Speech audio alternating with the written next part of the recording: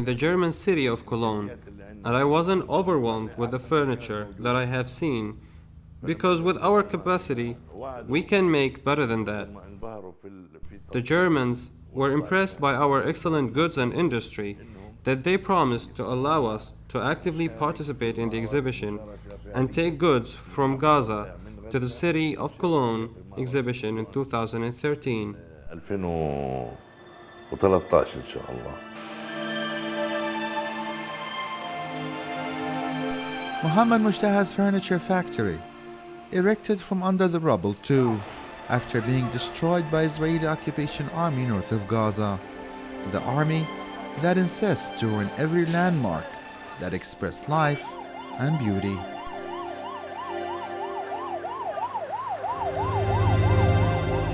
شركة مشتاق الحمد لله رب العالمين تأسست سنة 78.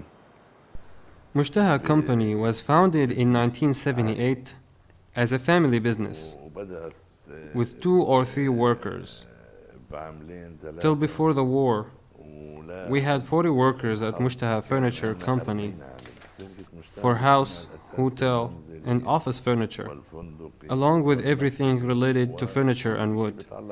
The factory was destroyed during the war, and we came back empty-handed just like we started.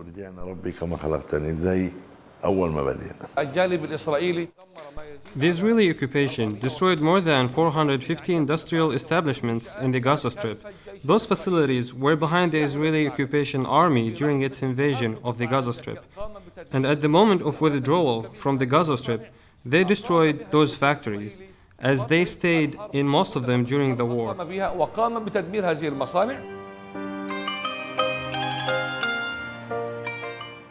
After the war, Muhammad Mushtaha managed to rebuild his factory and equip it with the needed machinery, considering the destruction caused by the Israeli occupation army as a collateral incident that won't inhibit the continuation of work.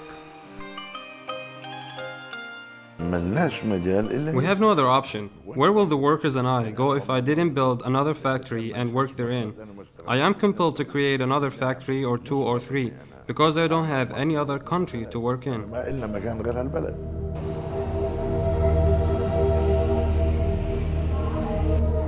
Remaining in Palestine and the reconstruction highlighted the ability of Palestinians to survive, no matter what it takes. Hormuz's family washing machine factory was targeted twice by Israeli occupation army warjets, but the workers were able to fix the factory, while some destruction signs are still evident while they continue their work. I was the first to introduce stainless steel in all sizes to Gaza. We received it in the form of sheets from the Israeli occupation through rolls weighing 8 to 10 tons each that we cut to make a washing machine from A to Z. The Israeli occupation targeted me twice, while I just work in stainless steel. We closed the shop on the first day of the war, the 27th of December, and went back home thinking it's a raid and that things will calm down within an hour or 2. We were surprised after Isha prayer the next day that the shop was targeted. We went by car to see what happened. We found everything destroyed. We were determined to run the factory again, so we removed the rubble and cleaned the place to get back to work. We worked for 2 days, then the factory was targeted again.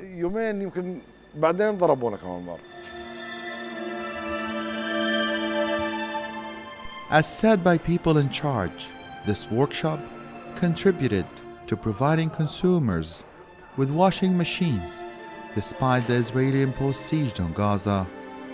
The workshop could even export its products abroad before the war on Gaza.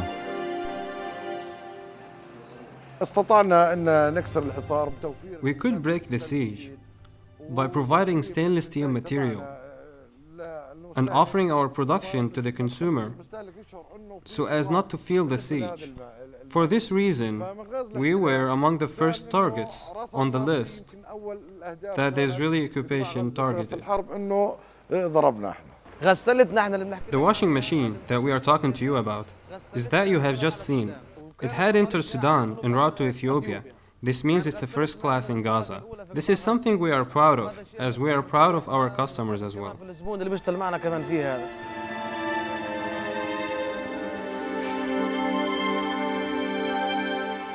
There is no doubt that the workshop was affected by the destruction. That it is hard now to operate it the same way as before. كان عندي يشتغل 15 عامل. I used to have 15 workers in all work fields, of whom some worked on the pistons and washing machines. The number of workers has become 2 today as a result of the closure of the West Bank market and deterioration of the economic situation here.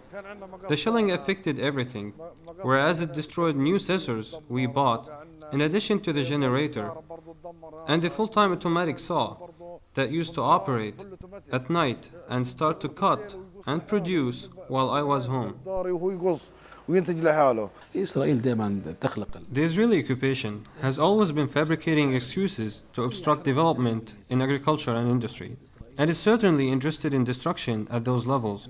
The Israeli occupation destroyed iron workshops, claiming that the machines can be used for other purposes. But what is the relationship of a sponge factory, or dairy factory, or any other factory?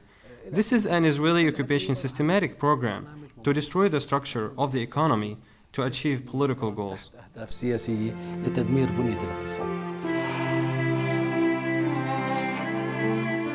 It is clear now that by targeting factories and workshops, the Israeli aim was to devastate the Palestinian economy.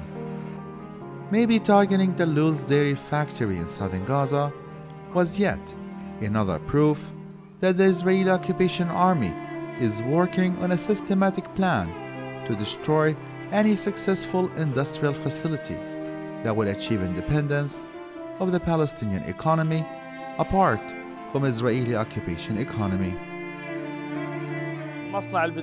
At the beginning, we established our factory in 2004-2005 with a production capacity of 1 ton of cheese per day. It was bombed during the 2008 war.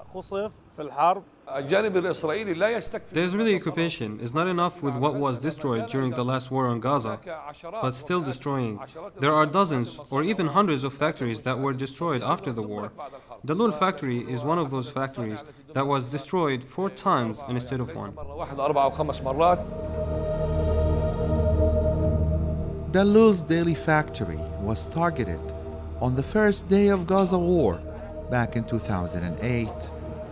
Then in April 2010, the Lul built another factory in Khan Yunis, some 40 kilometers away from Gaza City, hoping that would stop the occupation from targeting the factory. I established a factory in Khan Yunis, and we worked with Asda institution for 4 to 5 months, but the factory was targeted again, and we received a phone call one morning and were told that the factory was destroyed, so workers cannot come to work. The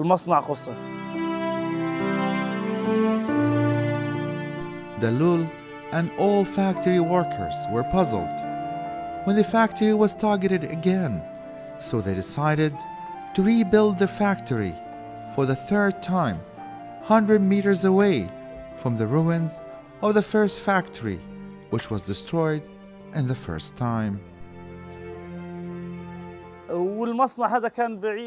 This factory was supporting 5 families. I have 10 family members. My brother has 9, and my other brother has 13. We built this factory 100 meters away from this facility. They also targeted the 3rd factory in Gaza in 2010. I am the neighbor of the Lul cheese factory that was shelled several times before I worked there.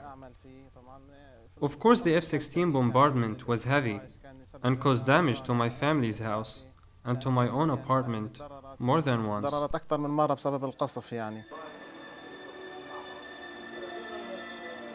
After the 3rd chilling, Dalul didn't stop working, but he built a 4th factory on the ruins of his first factory, challenging by that the continued war that was waged by Israeli occupation army on him and his factory.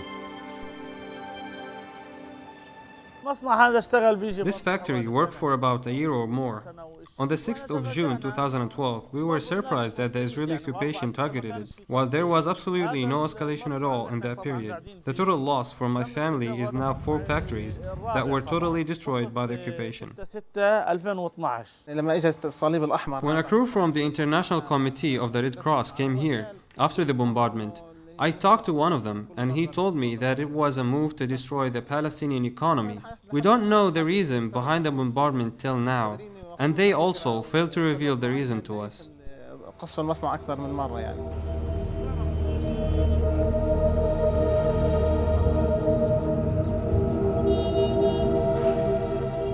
The 4th factory was destroyed. Many people might be thinking, there is no point in building a 5th factory, or else it will end up destroyed, like the 4 other factories.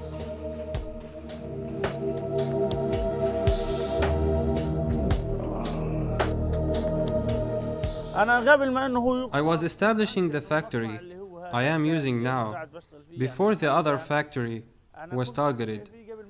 I established it under my house and my brother's house, so the factory was right beneath us.